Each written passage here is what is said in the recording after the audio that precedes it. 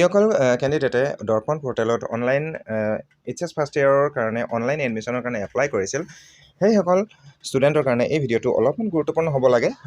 কিয়নো বহুতৰ কনফিউজন আছে কিছুমান পইণ্ট লৈ পেলাই কনফিউজন আছে আৰু সেই কনফিউজনখিনি মই অকণমান এই ভিডিঅ'ৰ যোগে ক্লিয়াৰ কৰিব চেষ্টা কৰিম ঠিক আছে ভিডিঅ'টো লাষ্টলৈকে চাব চাওক দৰ্পণ পৰ্টেলটো মুকলি হৈছিল 13 তাৰিখে 13 এপ্ৰিলৰ পৰা আৰু লাষ্ট ডেট 22 এপ্ৰিল 2026 এইটো 25 লিখা আছে 2026 হ'ব 22 এপ্ৰিল 2026ত লাষ্ট ডেট আছিল আৰু বহুতে ভাবিছে কি ডেট উকলি গৈছে আৰু মই নতুনকৈ কলেজ এপ্লাই কৰিব নোৱাৰোঁ ঠিক আছে ইয়াতে চাওক প্ৰিপাৰেশ্যন অফ মেৰিট লিষ্টটো প্ৰিপেয়াৰ অলৰেডি হৈ গৈছে 23rd আৰু 24th আজি মই ভিডিঅ'টো বনাই আছোঁ 25th এপ্ৰিল ঠিক আছে আৰু যিটো ৱেইটিং লিষ্ট বা চিলেকশ্যন ৱেইটিং লিষ্ট সেইটো 25 এপ্ৰিলত মুকলি কৰিব কিন্তু ইয়াতে চাওক ভেলিড আপ টু 8 মে 2026 মানে যিটো চিলেকশ্যন বা ৱেইটিং লিষ্ট এতিয়া মুকলি হৈছে সেই চিলেকশ্যন আৰু ৱেইটিং লিষ্টটো 8 মে'লৈকে আপডেট হৈ থাকিব ঠিক আছে প্ৰথম কথা জানি লওক এইটো আপডেট হৈ থাকিব 8 মে'লৈকে আৰু যিসকল কেণ্ডিডেটে ছাপ'জ মই এটা উদাহৰণস্বৰূপে এটা কেণ্ডিডেটৰ মই ধৰি ল'লোঁ সি 3খন কলেজত এপ্লাই কৰিছিল আৰু সিয়াৰ মাৰ্ক ভাল আৰু সেই 3খন কলেজৰ পৰাই এপ্ৰুভেল পাইছে মানে অফাৰ পাইছে ঠিক আছে যেনে সি প্ৰথম এখন কলেজ ধৰি ল'লোঁ মই যিকোনো কলেজ 1 এখন এপ্লাই কৰিছে সি 2 নম্বৰ এপ্লাই কৰিছে আৰু 3 নম্বৰ এপ্লাই কৰিছে ছাপ'জ ইয়াক 3খন কলেজৰে যিটো কাট অফ সেইটো 60% আৰু ইয়াৰ অলৰেডি 61% আছে সি তাৰ কি হ'ব প্ৰথমখনতো পাই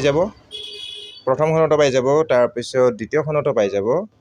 অফাৰ পাই যাব আৰু তৃতীয়খনতো পাই যাব ঠিক আছে এতিয়া কথাটো হ'ল কি এই কেণ্ডিডেটজনে 3খন কলেজতো এডমিশ্যন নলয় সি অকল এখনতহে এডমিশ্যন ল'ব ছাপ'জ তৃতীয় নম্বৰখনত এডমিশ্যন সি ল'ব বা একচেপ্ট কৰি ল'ব অফাৰটো ঠিক আছে বাকী এতিয়া কথাটো হ'ল কি 1 নম্বৰ আৰু 2 নম্বৰত তাৰ যিটো নাম আহিছিল সেই দুটা নাম বা সেই দুটা পষ্ট বা সেই দুটা ভেকেঞ্চি ভেকেণ্টে হৈ থাকিল হয়নে কাৰণ এই কেণ্ডিডেটটোৱে অলৰেডি সেই দুখন কলেজত নাম সি কব্জা কৰি ৰাখিছে হয়নে এতিয়া কথাটো হ'ল মই এইটো কাটি দিছোঁ কথাটো হ'ল কি যিকল 3 নম্বৰ কলেজত এডমিশ্যন লোৱাৰ পিছত সেই প্ৰথম দুখন কলেজত সেই ভেকেঞ্চি থকাৰ কাৰণে কি হ'ব ছাপ'জ কোনোবাৰ মাৰ্ক আছে 59 আৰু 59 থকাৰ কাৰণে সি ৱেইটিং লিষ্টত থাকি গ'ল 1 নম্বৰ আৰু 2 নম্বৰ কলেজ দুখনত ৱেইটিং লিষ্টত থাকি গ'ল ঠিক আছে ৱেইটিং লিষ্টত থকাৰ পিছত কি হ'ব সেই ভেকেঞ্চি ফিল আপ নোহোৱালৈকে ছাপ'জ এখন কলেজত 60টা ছিট আছে ছাপ'জ হা ঠিক আছে HSৰ কাৰণে 60টা ছিট আছে আৰু তাহাঁতৰ এডমিশ্যন এতিয়া কনফাৰ্ম ষ্টুডেণ্টবোৰে কনফাৰ্ম কৰি আছে 50টা অলৰেডি তাহাঁতৰ ফিল আপ হৈ গ'ল সেই 10টা যে বাকী আছে সেই 10টাটো চিলেকশ্যন লিষ্টৰ পৰা তাহাঁতে ল'ব পাৰে বা যোনে আগতে এডমিশ্যন ল'ব যায় তাহাঁতৰ এডমিশ্যনটো এপ্ৰুভ হৈ যাব ঠিক আছে তো ইয়াতে ডেট দিয়া আছে 8 মে 2026লৈকে ঠিক আছে 8 মে 2026লৈকে এডমিশ্যন কনফাৰ্মেশ্যন কৰি থাকিব পাৰিব মানে 8 মে'লৈকে এডমিশ্যন লৈয়ে থাকিব পাৰিব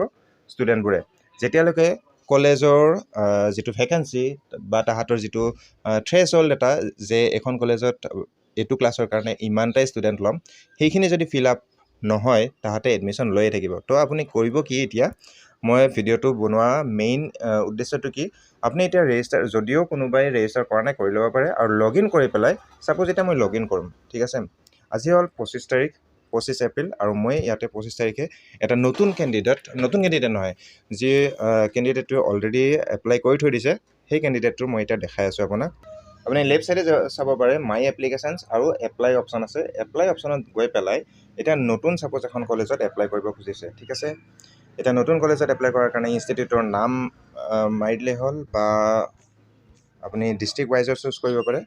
ছাপ'জ মই মধ্য বজালী এপ্লাই কৰিব খুজিছোঁ